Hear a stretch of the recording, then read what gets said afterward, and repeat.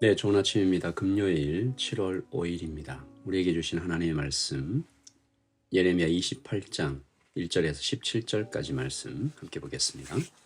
그해 곧 유다 왕 시드기야가 다스리기 시작한 지 4년 5째 달, 기본 아수르의 아들 선지자 하나냐가 여호와의 성전에서 제사장들과 모든 백성이 보는 앞에서 내게 말하여 이르되, 만군의 여호와 이스라엘의 하나님이 이같이 일러 말씀하시기를, 내가 바벨론의 왕의 멍에를 꺾었느니라. 내가 바벨론의 왕 느부갓네살이 이곳에서 빼앗아 바벨론으로 옮겨간 여호와의 성전 모든 기구를 2년 안에 다시 이곳으로 되돌려 오리라. 내가 또 유다의 왕 여호야김의 아들 여고니아와 바벨론으로 간 유다 모든 포로를 다시 이곳으로 돌아오게 하리니, 이는 내가 바벨론의 왕의 멍에를 꺾을 것임이라. 여호와의 말씀이니라 하시니라. 선지자 예레미야가 여호와의 성전에 서 있는 제사장들과 모든 백성들이 보는 앞에서 선지자 하나냐에게 말하니라. 선지자 예레미야가 말하니라. 아멘. 여호와는 이같이 하옵소서.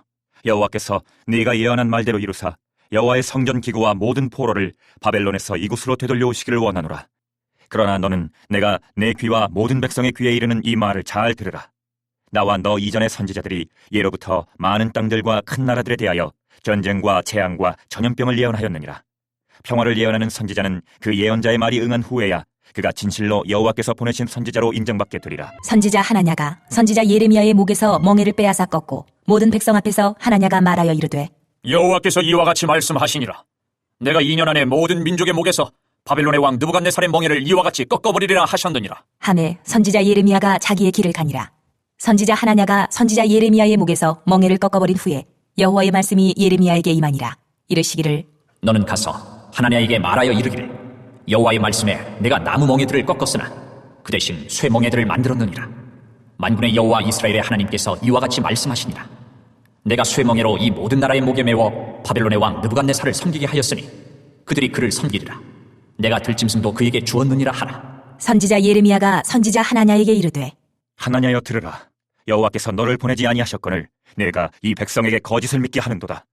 그러므로 여호와께서 이와 같이 말씀하시되, 내가 너를 지면에서 제하리니 내가 여호와께 패역한 말을 하였음이라. 내가 금년에 죽으리라 하셨느니라. 하더니 선지자 하나냐가 그해 7째 달에 죽었더라. 아멘. 하나님의 말씀입니다. 한번 더 읽으시면서 묵상하시겠습니다.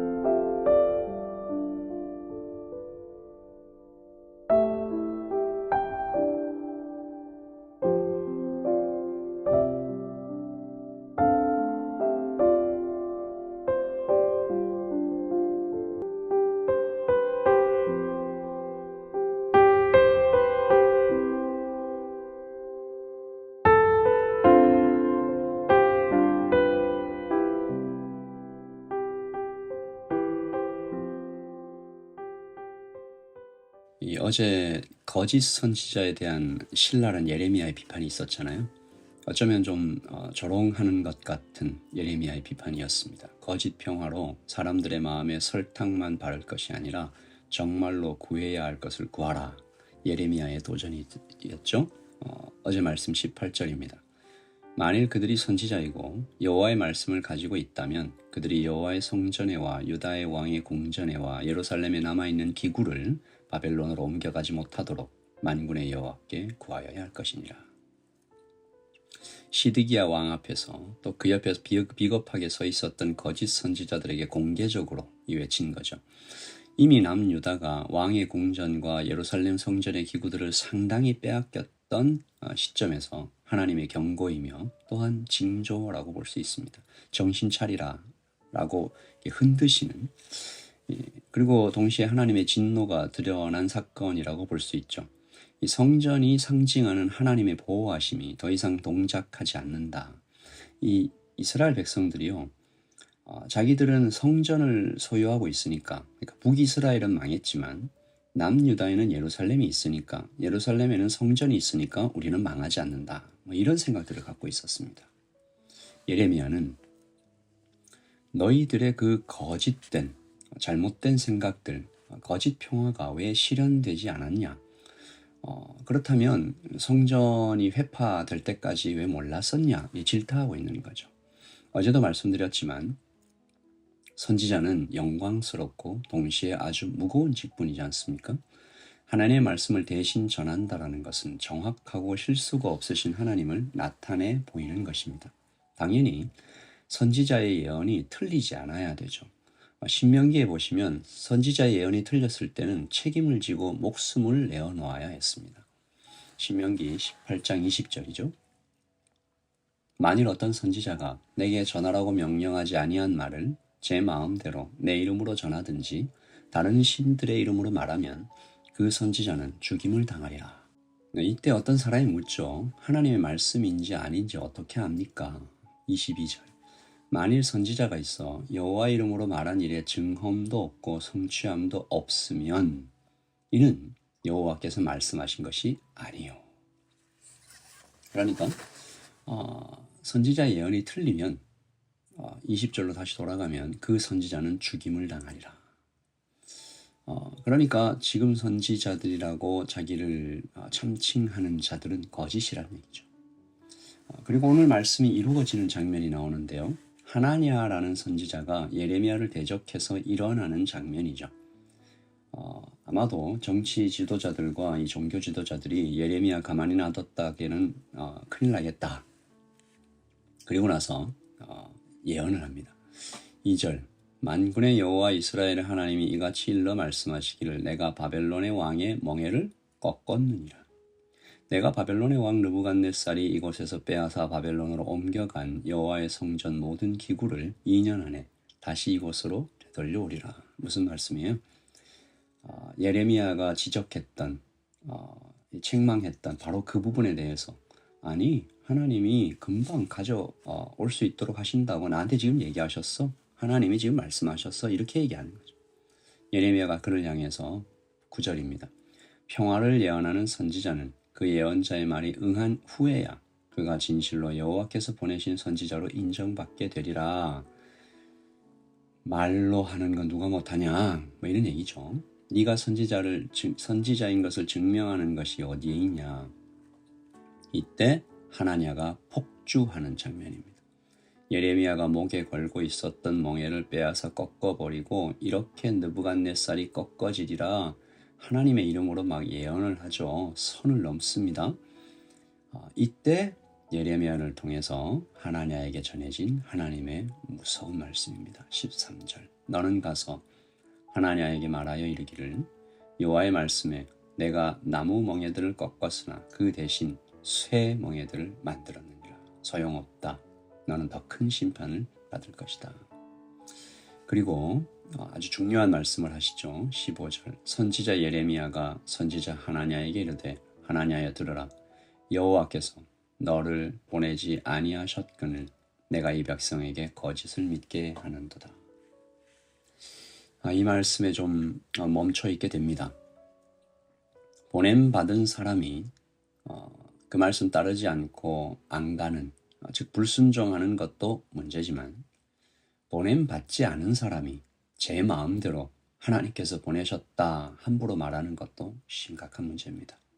하나냐는 왜 보냄받지 않았는데 보냄받은 척 했을까요? 하나님의 이름을 이용하면 거기에서 어떤 유익이 있었기 때문입니다.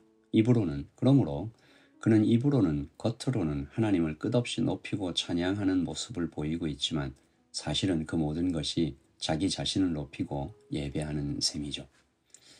예레미야는 이런 하나냐의 죽음을 예언했고 그대로 이루어집니다. 다시 한번 예레미야가 참 선지자임이 밝혀지고 있는 장면이죠.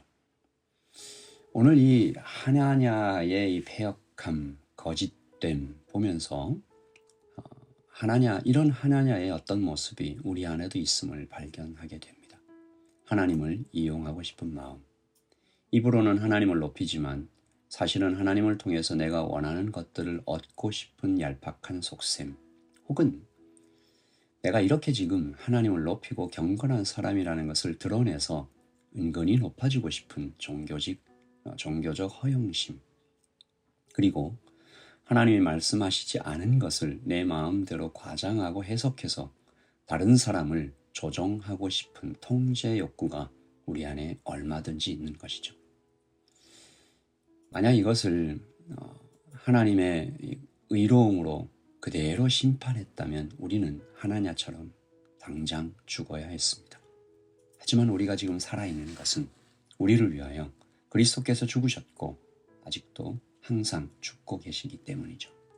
이 아침에 보냄받은 우리가 혹시 그 말씀에 불순종하고 있지는 않은가, 혹은 보냄받지 않은 곳에서 하나님을 이용하고 있는 것이 어떤 점이 우리에겐 없는가 되돌아보는 이 아침이 되기를 소원합니다. 기도함으로 하루를 시작하죠.